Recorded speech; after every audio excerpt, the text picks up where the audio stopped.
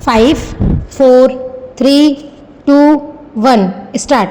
सभापति महोदय, मुझे खेद है कि सदन के सामने जो बिल लाया गया है मैं उसका समर्थन नहीं कर सकता।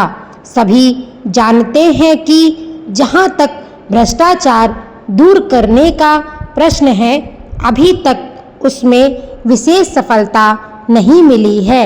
इसलिए यह मांग की जाती रही है कि ऐसे कदम उठाए जाएं जिनसे हर प्रकार के भ्रष्टाचार को समाप्त किया जा सके। यही कारण है कि माननीय सदस्य ने यह बिल सदन के सामने रखा है। इस बारे में मैं यह निवेदन करना चाहता हूं कि केवल कानून बना देने से ही भ्रष्टाचार का अंत नहीं हो सकता। जनता में प्रचार करके इस काम को अधिक अच्छी तरह से किया जा सकता है। आज आवश्यकता इस बात की है कि समाज के ढांचे में परिवर्तन किया जाए। जब तक समाज में परिवर्तन नहीं किया जाता, तब तक भ्रष्टाचार दूर नहीं किया जा सकता। यह ठीक है कि यह एक बहुत बड़ा काम है और इसको करने में समय लग सकता है, लेकिन कम से कम इतना तो किया ही जा सकता है कि लोग शासन चला रहे हैं वे ऐसे आदर्श कायम करें जिससे लोगों में यह भावना पैदा हो कि भ्रष्टाचार करने पर उनको हानि उठानी पड़ेगी। महोदय, आज आवश्यकता इस बात की है कि जनता की समस्याओं की ओर ध्यान दिया जाए। हमारे देश में कई योजनाएं बनी, लेकिन आज भी देश में हजारों ऐसे गांव हैं जहां लोगों को पीने का पानी नहीं मिलता है। पंचवर्षीय योजनाएं बनती हैं, लेकिन इन समस्याओं को हल करने के लिए कोई कदम नहीं उठाया जाता है।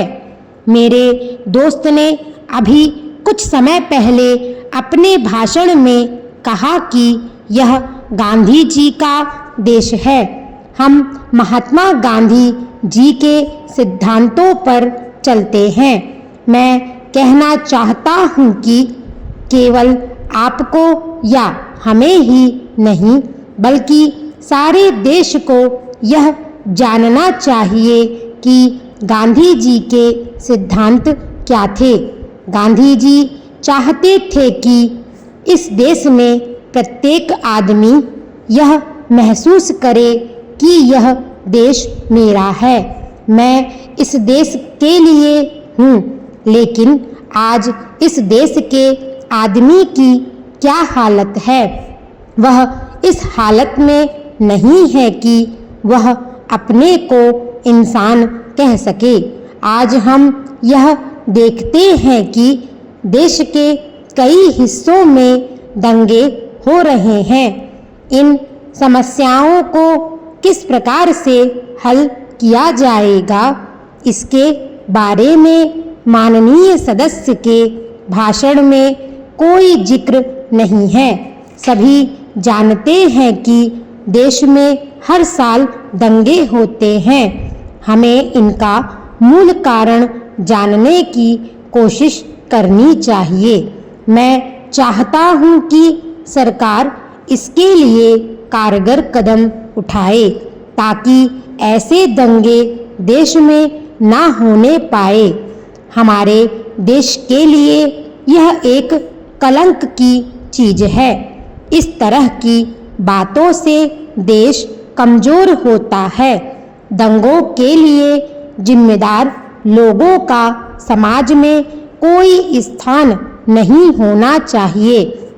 इन अल्फाज के साथ मैं अपना भाषण समाप्त करता हूँ और गृह मंत्री महोदय से यह निवेदन करूँगा कि मेरी बातों पर विशेष ध्यान दें।